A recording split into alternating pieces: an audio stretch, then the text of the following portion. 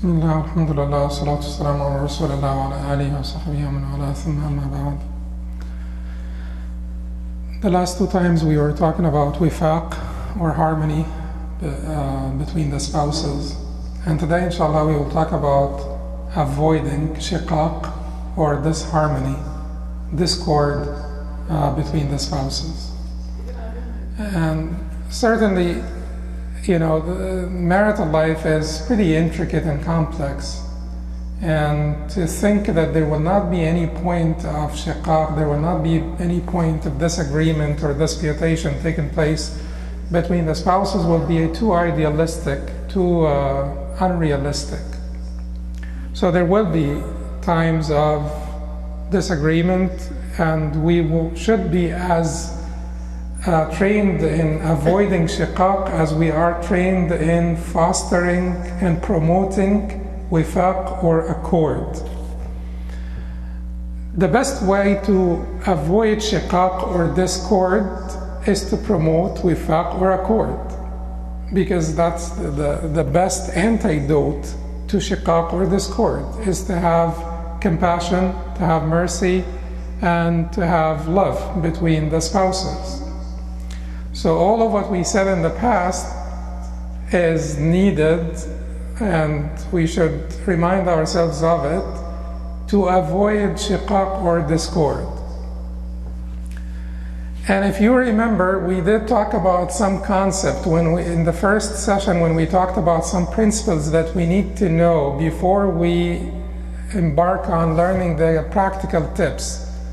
That there are certain concepts that we need to be aware of and correct our understanding of those concepts so that we have harmony in the family.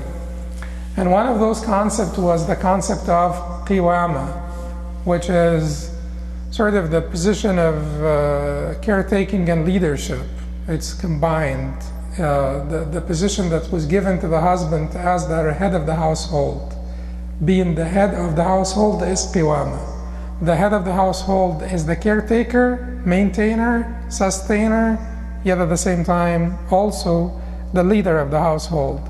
Because as we said, if you make someone a caretaker, a protector, and make him responsible for this, you will have to give him some rights to be able to discharge his obligations.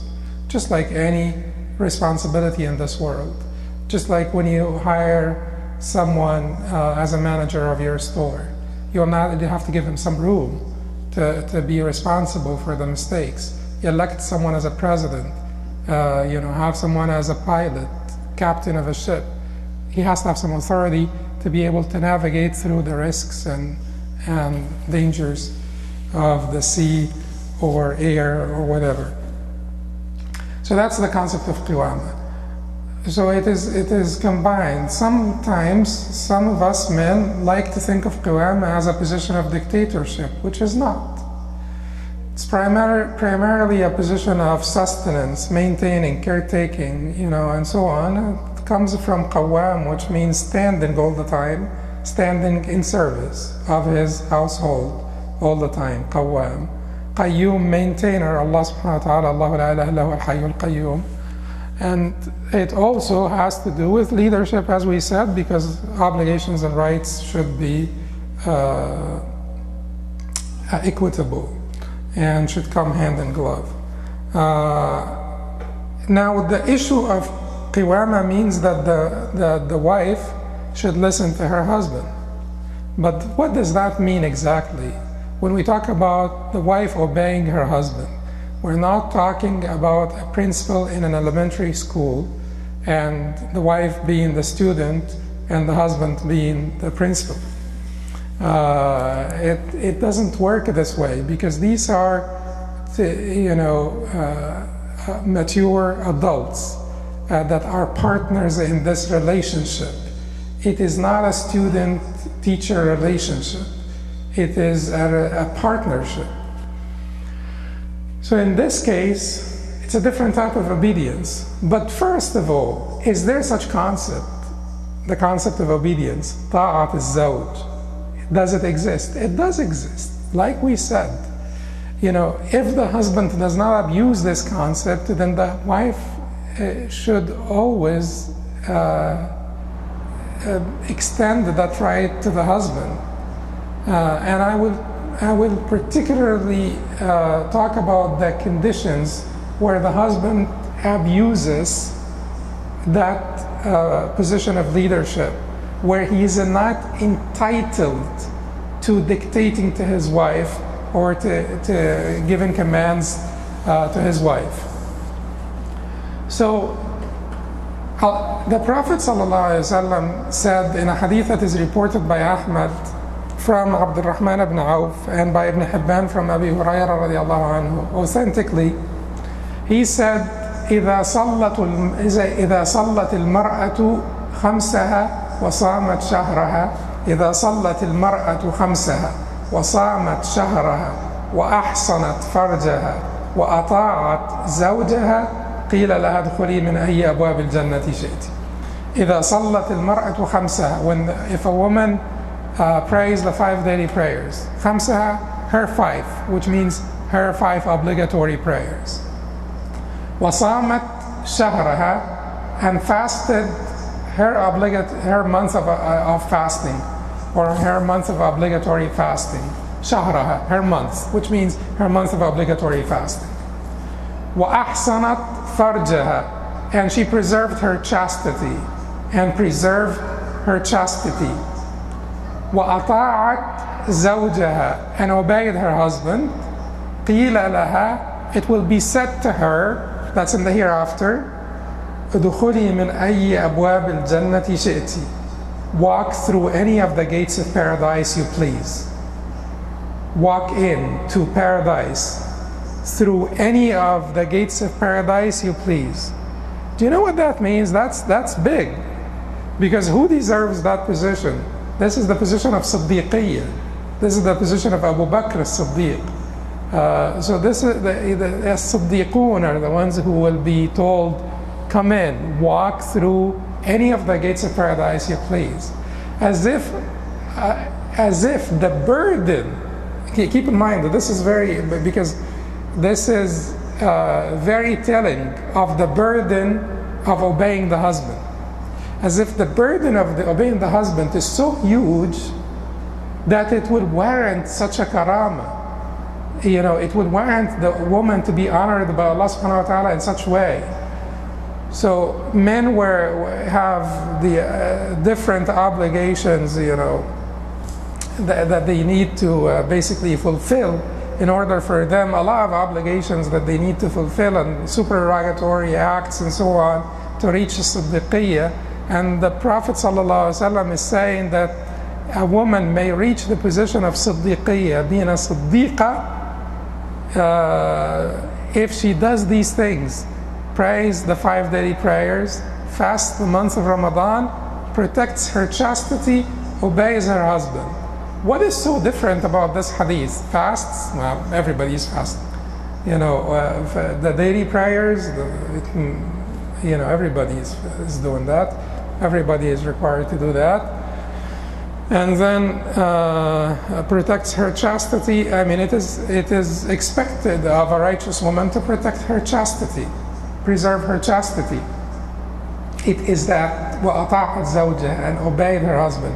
It's such a heavy burden that will make her deserving of this honor, this great honor, to be called from all the gates of paradise on the Day of Judgment, and to be equated with the Siddiqeen on the Day of Judgment. That's a great honor.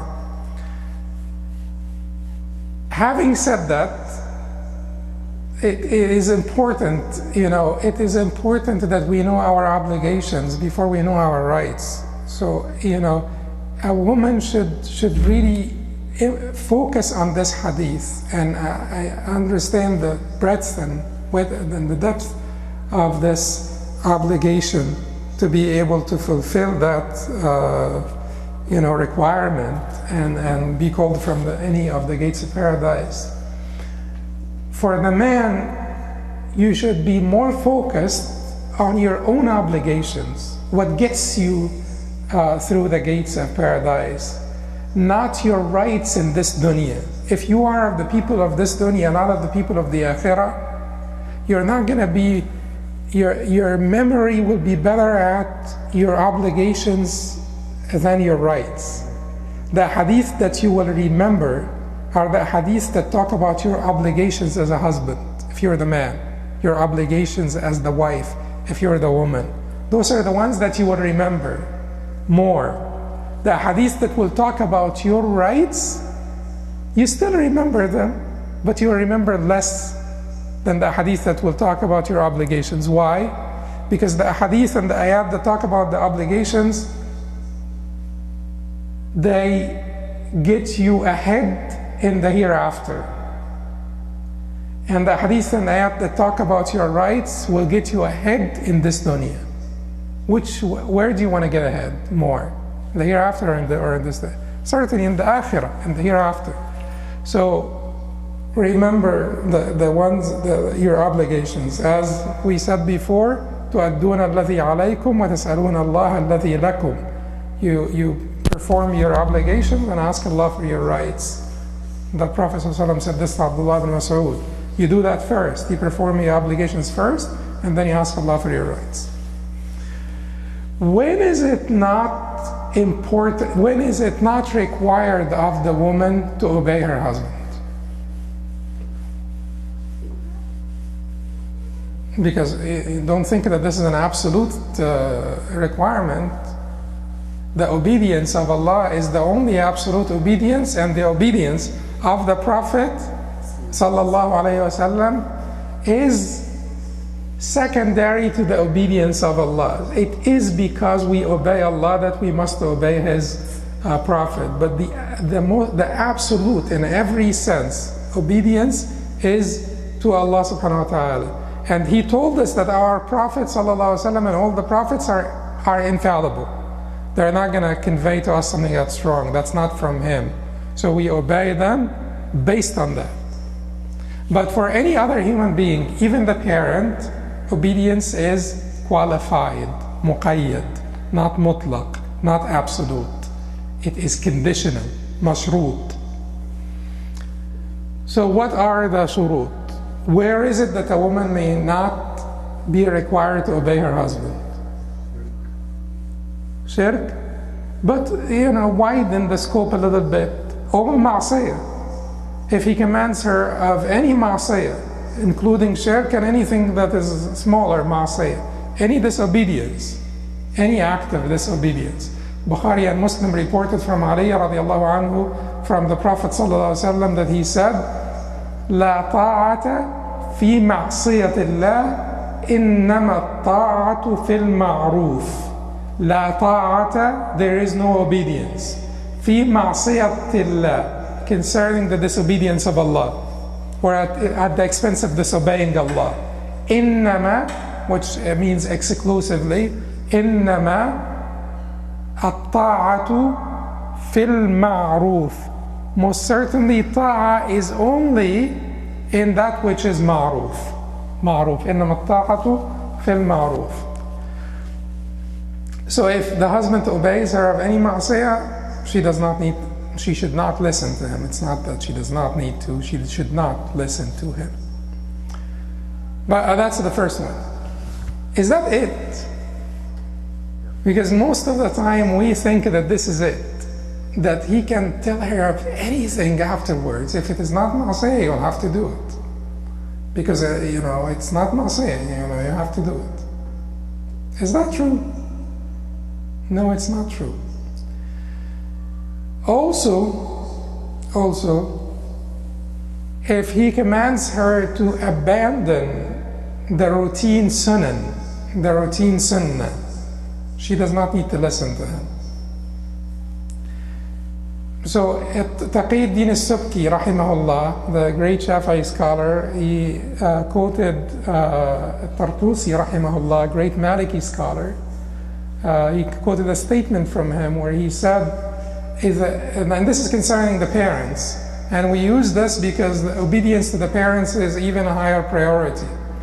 So if you don't need to obey the parents in this regard, then you don't need to obey the husband either.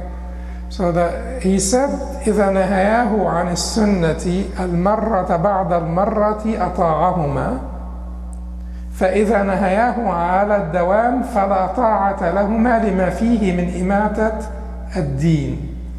If they prohibit him from performing sunnah on a random basis every once in a while, if they so your father tells you, or your husband,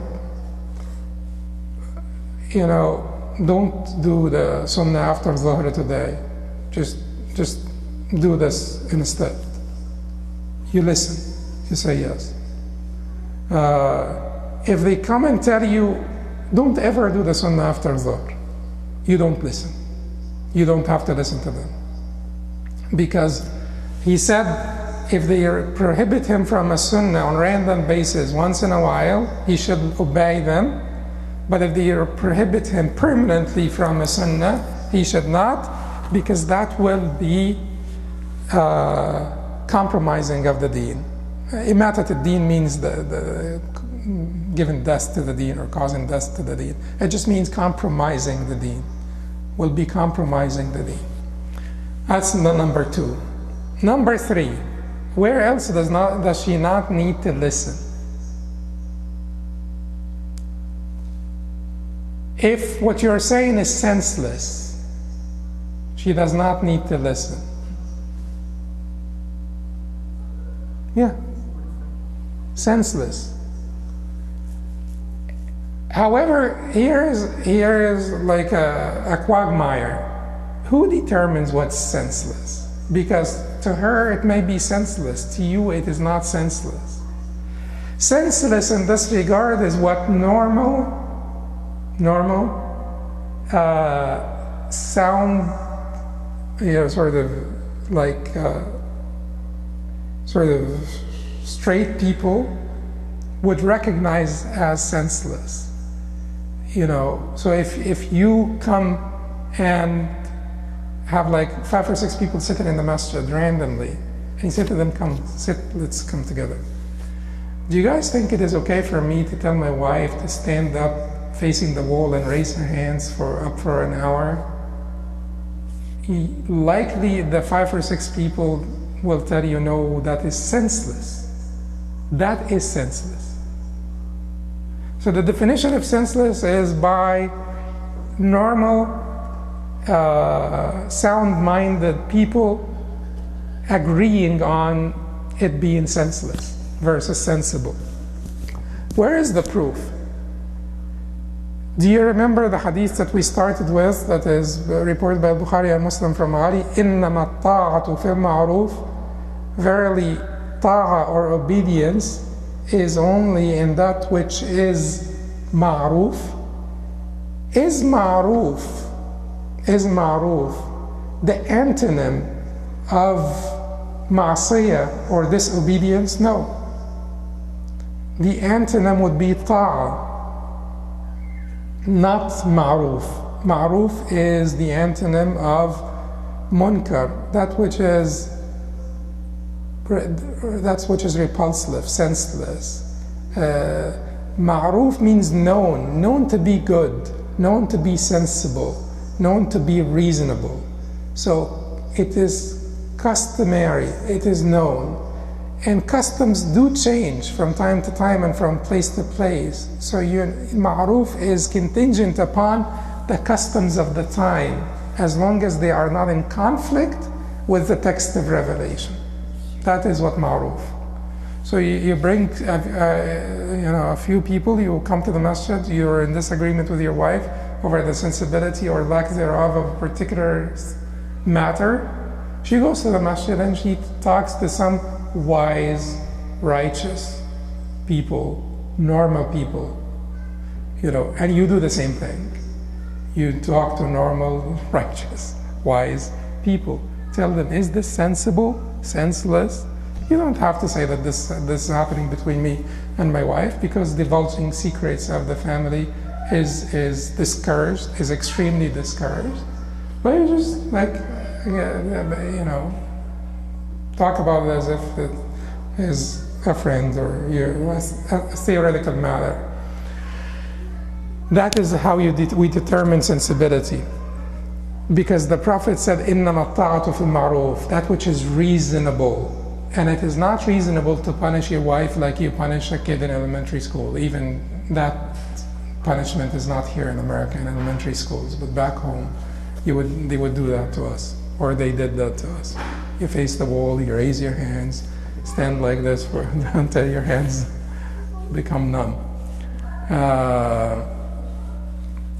I was not punished, by the way, that way, and I was never punished that way, but they used to do that sometimes. So that's the third one. The third one is that the command has to be sensible, reasonable, and that is defined by the average, normal, righteous, wise folks, in your environment. But there is another one where she does not need to listen. Where else or when else does she not need to listen? If you command her to break ties of family. مشقة. صلة الرحم. Oh, if you ask her to break the ties of, that is under ma'asiyah. That is under disobedience. Yeah. Under disobedience, everything that's a disobedience, she doesn't need to listen. Anything that's disobedience. Okay. If the matter, is not of benefit for anyone, is not of benefit for anyone. So Ibn Hajar al-Haytami, rahimahullah, a Shafi'i scholar, said that it is not incumbent on the child to follow the madhab of his father because his father commanded him, unless there is a reason behind it. So the reason behind it, like if the father is Shafi'i and tells his son to become Shafi'i, and the son decides to become Maliki instead, it may be incumbent on the son to listen to the father if he provides justification. If he says to his son, there are no Maliki scholars in this neighborhood, so you're going to waste your time. This town has no Maliki scholars. There is no one to teach you Maliki madhab. So listen to me and go learn the Shafi'i madhab. If he provided justification, then the son would need to listen to the father. If it's just a matter of taste, a matter of preference, it's not your life. It's his life. He's the one who's going to be Maliki or Shafi'i or this or that. It's not your life. Well, why do you have to force this on him when it is not your life? Unless you have justification. And the same applies to, you see, Ibn Taymiyyah rahimahullah said that whoever says that a woman may be forced to marry someone, and that is not the previously married woman, that's the bikr who have not been previously married, and some madhahib, she may be forced by her father only, or the grandfather, according to the Shafi'is. But for simplicity, by the father only, she may be forced, not by anyone else. And they're saying she may be forced by the father only because he may be more aware of her benefit and interest, and she may be too shy, he may be, and because of ufur shafaqatihi, because of the compassion that fathers have, it is not expected that he will make her marry someone that is not good for her. So that is the rationale of the Shafi'is when they say that he can force his previously unmarried, not previously married, the not previously married daughter. But Ibn Taymiyyah rahimahullah says that it is, if he cannot force her to eat a type of food that she does not desire to eat, how can he force her to marry a man that she does not desire to marry, who will be living with her for the rest of her life? So he's saying that no, she should not be forced. He may not have the right to force her to marry anyone, even if he's the father, even if he has a lot of compassion, because that father does not even have the right to force her to eat a food that she doesn't like. let alone marry a husband that she does not like. Okay, so in this case, there has to be justification. There has to be some benefit for the child or the parent. So you just don't tell me, you know, for the child or the parent or for the husband and the wife. So when the husband asks of his wife like anything, there has to be a benefit either for him or for her. If it is of no benefit whatsoever, then she does not need to listen. She does not need to listen if there is no benefit. Where else does she not need to listen? And I'm giving a long list of where she does not need to listen, because the default is that she listens. But these are things that are important to know so that we are not transgressing, we are not, you know, trespassing the bounds. Because everybody has to have bounds. If it causes her harm, she does not need to listen. If the command causes her harm, keep in mind, it may be halal, it may be somewhat sensible, it may bear benefit for the husband, it may be even we said halal, sensible, it may not compromise the religion in any way. So it lacks all of the criteria that we talked about before, but it is harmful to her. And so Ibn Taymiyyah also says that if the father commands the child to do something that is shaq, that entails hardship, the child will still need to listen to the father, unless it causes him harm. Unless it causes him harm. But what is the shaqqa that we are talking about here, or the hardship that we're talking about here? This is the hardship that is customary in the takalif, in the religious obligations. Hardship that is customary in religious obligations. So isn't waking up in the morning and making wudu and standing up to pray, doesn't it entail some degree of hardship? That is customary in the religious obligations.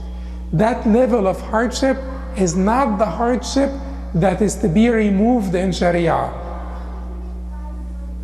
which we say, you know, dafa al-mashaqqa or rafa al-mashaqqa, or, you know, removing hardship.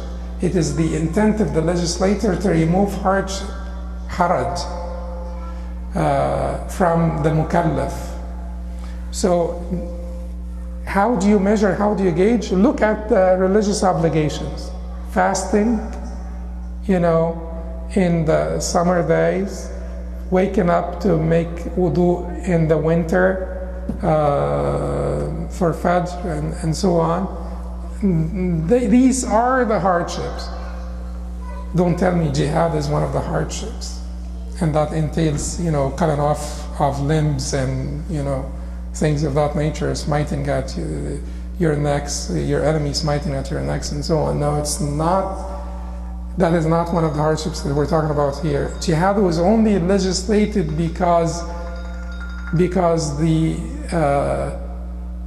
abandonment of it causes a greater hardship than the jihad itself. Because when you abandon jihad and the enemy takes over your land and takes over and compromises your honor and all of the stuff that was done in the past when people get defeated by their enemies, that is a greater hardship. So that is not one of the hardship that one of the average hardships of taklif that we're talking about. We're talking about praying Fajr, waking up and making wudu in winter for Fajr. We're talking about fasting in a summer day. These are the hardships. Measure this, gauge this, and if the husband is asking the wife a greater hardship than customarily known in religious obligations, she does not need to listen. And certainly if it causes her harm, she does not need to listen. Therefore, we have 5 conditions where she does not need to listen. Ma'asiyah, any disobedience, she does not need to listen. Abandonment of part of the Sharia, even if it is not wajib, but permanent abandonment of part of Sharia, or even if it is a sunnah, she does not need to listen. Commanding something senseless, she does not need to listen. Commanding something that has no benefit for her or her husband, she does not need to listen. Number 5 is commanding her to do something that is that causes hardship beyond what is customarily experienced in religious obligations, or harm or hardship that is beyond what's customary in religious obligations. Any one of those 5 commands, she does not need to listen. One of them, she should not listen, which is the first one, commanding disobedience. She will be disobedient to God if she listened. The other ones, if she listened, it's up to her. I mean, if he commands her to do something that's senseless, not a ma'asiyah, but senseless, and she decides to listen, it's up to her, but she doesn't need to listen. Okay, so these are the things. So now we know that obedience will get the woman to the level of siddiqa. She will become a siddiqa. It will be said to her, walk through any of the gates of paradise you please. But this obedience is conditional, it's qualified, it is not absolute, and men should know this and should remember it and should memorize these 5 conditions. Then the next point that is very important to avoid shiqaq or to avoid discord is our tone in general. You know, and generally speaking, we have to fine-tune our tone, adjust it, so that it's a tone of gentleness. Inna Allah rafiq yuhibbu rifqa. Allah is gentle and He loves gentleness. That's what the Prophet ﷺ said to Aisha radiallahu anha when she replied to a group of Jews who came to the Prophet ﷺ and said to him, Assalamu alayka Muhammad, let death be upon you Muhammad. She replied in a likewise manner, you know, and then the Prophet ﷺ said to her, why do you say this? She said, didn't you hear what he said? He said to her, didn't you hear how I replied? I said, wa alaykum. Alaykum, just wa alaykum. No sam, no ghadab, no la'na, just alaykum. Let the same be upon you. So, whatever greeting you extended to me, I am returning the same. Wa alaykum. Let the same be upon you. So here, it's gentle, because keep in mind, wallahi, it's a matter of training, it's a matter of habit. If we get ourselves accustomed to saying the good word all the time, it will be a second nature. You will not, the bad words will not come out right. You will not know how to say them. You will have a tongue tie. You're not gonna be, it's not gonna be part of your persona, not you. Therefore, to say a bad word, a curse word, a swear word will not be natural. It will be very hard for you. You will need to put in a lot of effort.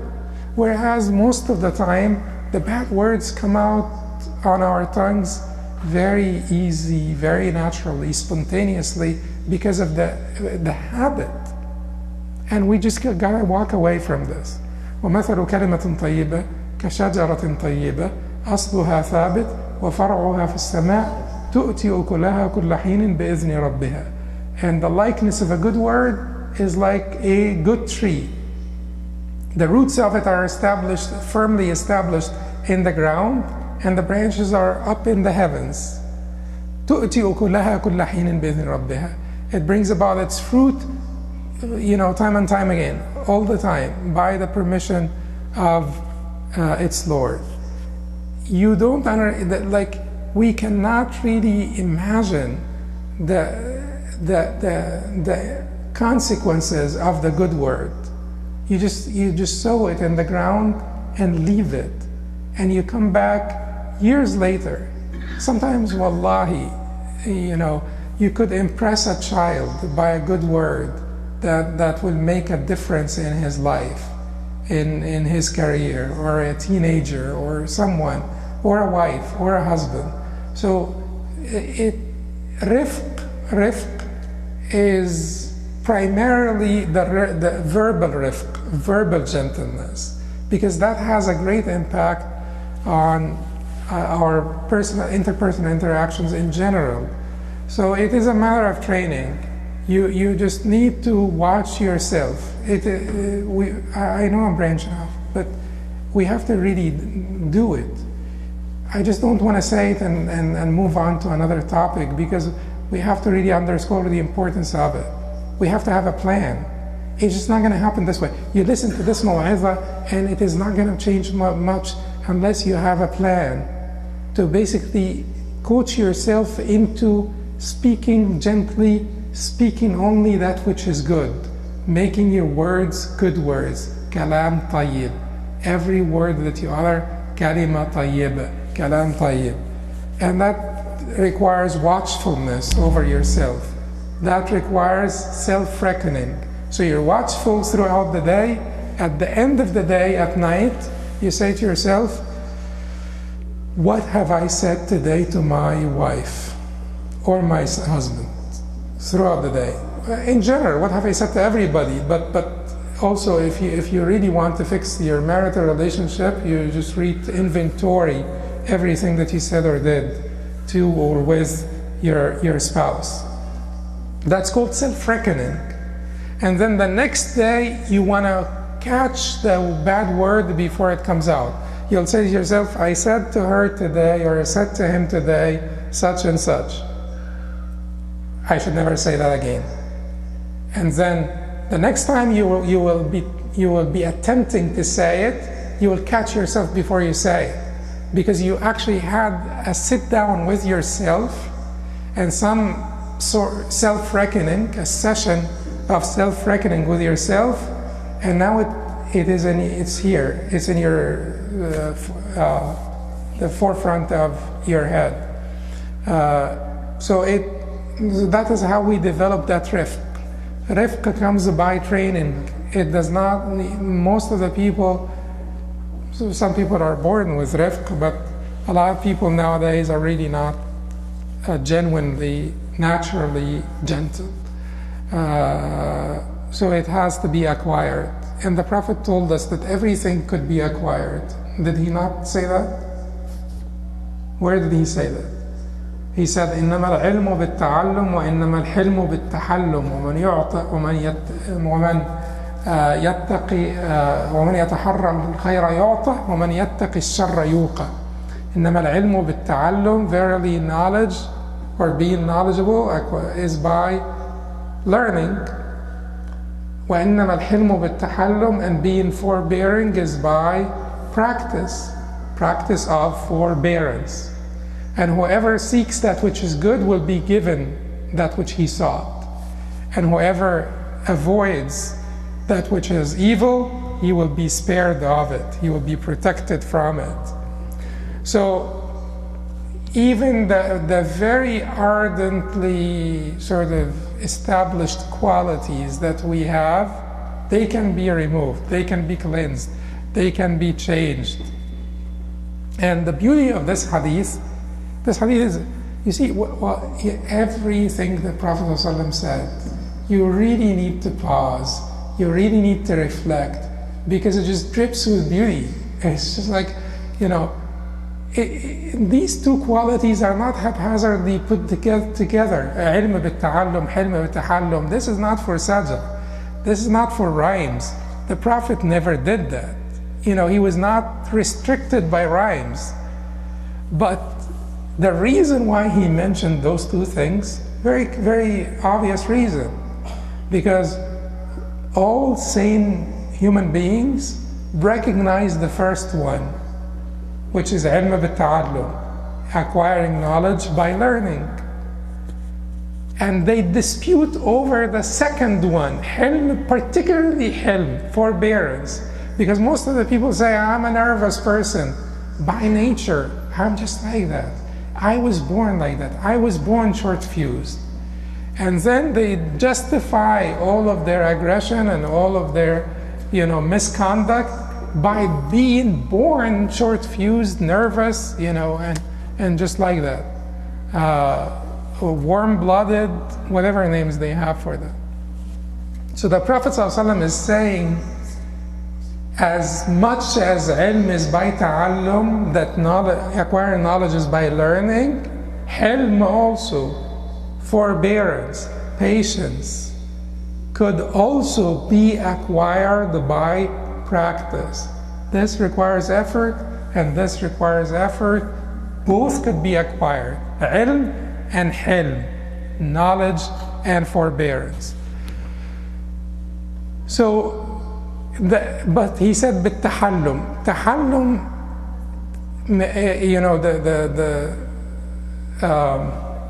the form of this verb is like tafa'ul. Tafa'ul means extra work. It is different from fi'l. Tafa'ul is different from fi'l, which means extra effort put into the practice of forbearance. So he's saying that it requires effort. It requires effort. But this effort is worth it, and you need to train yourself until you get there. And you have to gauge your progress over time. So that's the undertone that should be there, which is undertone of gentleness, rifq, and speaking the good word and so on. What time is it now? We still have 25. Okay. How long do we have? Like 20 minutes. Okay, maybe I should leave some time for questions. Yeah, to leave some time for questions. We're going to start the questions after 10 minutes. Yeah, so the last point that I want to mention here, to avoid discord, because there are a lot of points, talking about discord, there are a lot of points. But the point that I wanted to mention before we get into the last phase, which is the phase of separation, which sometimes is an inevitable evil. But it is quite important that, half of the success of a discussion is about timing. So when you want to have a discussion with your spouse, choose the right time. Don't talk to someone when they are hungry. Don't talk to someone when they are angry. Don't talk to someone when they are upset, distressed, tired. They just came back from work, or they're just having a bad day. That urgency to talk about any matter is not worth it if the talk will be self-defeating or will be counterproductive. It could be urgent, but if you talk about it now, things will get worse. So defer it, even though it is urgent, defer it. Learn to have patience. Just calm yourself down, defer it, and let's talk about it when everybody is in a good mood, because that is when the talk will be productive. And remind yourself all the time of the hadith, because this hadith is extremely important to avoid discord, where the Prophet said to Abu Musa al-Ash'ari and Mu'adh ibn Jabal, علموا يسروا ولا تعسروا بشروا ولا تنفروا وإذا غضب أحدكم فليسكت. Preach, teach, preach, علموا, teach the people. يسروا ولا تعسروا, make things easy and don't make them hard. بشروا ولا تنفروا, give glad tidings, don't repel the people away. وإذا غضب أحدكم فليسكت, and whenever one of you becomes angry, he should stay silent. Whenever one of you becomes angry, he should stay silent. And if you're not angry, but you know that your spouse is now distressed or angry, stay silent also, because any discussion is bilateral. And don't make him or her lose it. If they're angry now, just leave them alone until they calm down. Last thing that I wanted to mention is that talaq itself does not have to be ugly. It is ugly in and of itself, but you don't need to make the ugly uglier. Divorce, you don't need to make it uglier. الطلاق مرتان فإمساك بمعروف أو تسريح بإحسان. Allah subhanahu wa ta'ala said divorce is 2 times before the third, which is the final. After those 2 times, you either hold them or keep them بالمعروف, in kindness, or release them بإحسان. Ihsan is even greater than kindness. Ihsan is perfection. So you want the talaq, if it has to happen with perfection, to happen with the least damage possible to the 2 parties, and more importantly, their kids, their children. And so that requires, and people's character is truly tested during times of conflict and dispute, not during times of compassion and love and so on. Because everybody would be nice to those whom he loves or she loves, but people's character is truly tested during times of conflict and dispute. So your conduct during the talaq will be more of a gauge of your character, your compassion, your integrity, your righteousness, than your conduct during marriage. May Allah subhanahu wa ta'ala put harmony and compassion and mercy in all of our homes, and protect our families and protect our children and preserve them and raise them in goodness and righteousness, and make them qurrat ayn, or the comfort of their parents' eyes, and make our spouses, with our husbands or wives, the comfort of our eyes and comfort of our hearts. قولوا قولي هذا أستغفر الله لي ولكم.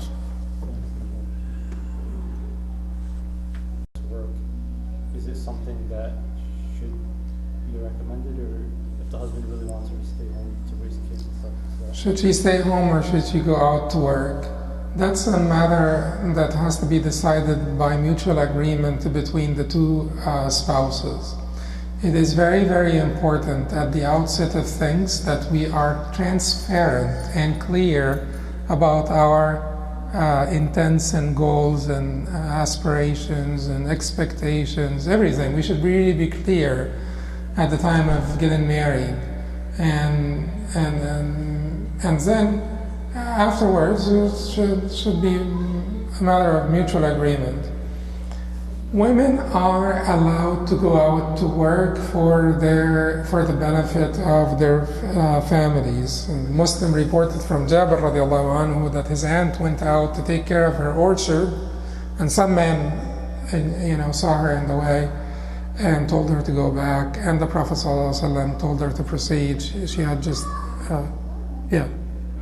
I've seen other side of the case. They are like girls who doesn't want to work, and they will say it on the face during proposal time. They will like, oh, I don't want to work, you want money.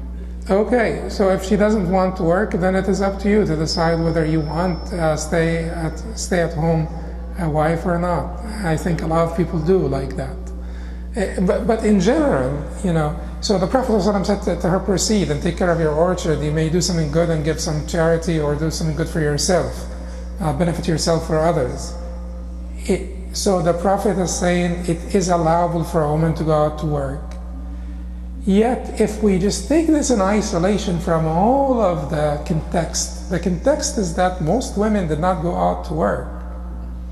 The context is that it is not a society where the children are abandoned or left for Nintendo or the TV or video games, or wicked friends or the streets. Children, So it is not a society where every woman is going out to work and every man is going out to work, and there is something called the elderly people. They're left to rot. They just, no one is willing to take care of them. So they just put in some nursing homes. And I'm not saying that this is always evil. Sometimes it is just a necessity. But that is not how we should construct a community, where the elderly will be abandoned because no one is there to take care of them. Homes are empty. The wife is a career woman, the man is a career man. Homes are empty. So the elderly are not taken care of, no one is looking after them, and the children are not taken care of, and the children come back from school and then they just try to fix some dinner for themselves, and they don't come back to find a mom to confide into, to complain to have a conversation with about their difficulties, their distress at school. No wonder we are seeing a lot of psychological disturbances in these children, and issues that are happening at higher rates than they did in the past. Even things just as simple and straightforward as the problem of obesity. Obesity started to become an epidemic in America when we started to consume the TV dinner. And people are not cooking at home, and people are buying food from outside, and that food is just stuffed with unhealthy ingredients and sugar and corn syrup and this and that to make it taste better. Many problems happen when we don't observe the natural order, natural distribution of roles that Allah designated. So for the individual family, yes, the woman may go out to work, and it would not be it would. So if you don't have kids, if you have kids and she is going out half day, part-time, she's still able to manage. If the kids grew up and she would like to pursue a career, that's fine.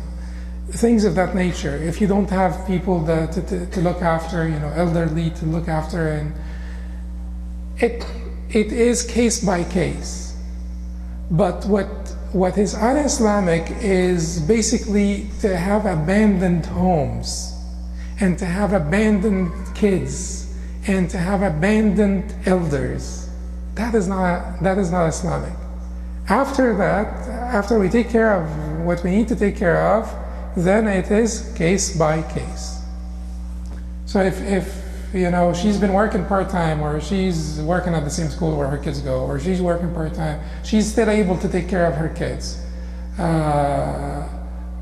Or she has like a mother that takes care of the kids, a grandma that lives at home, healthy, capable, still young enough to take care of the kids, and she's going out to work, then at least there is some sort of arrangement that is working out for the family. And then if her kids grow up and she wants to go to work, then she may go to work. The principle is women are allowed to work, but we need to be basically conscious of all of the obligations and all of the needs of the family when we make that decision. Yes.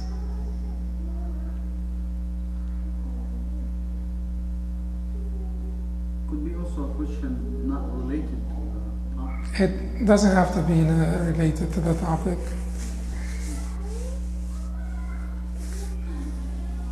Yeah, brother, don't just smile and keep. Anyone wants to ask a question about halal meat? You either ask a question or.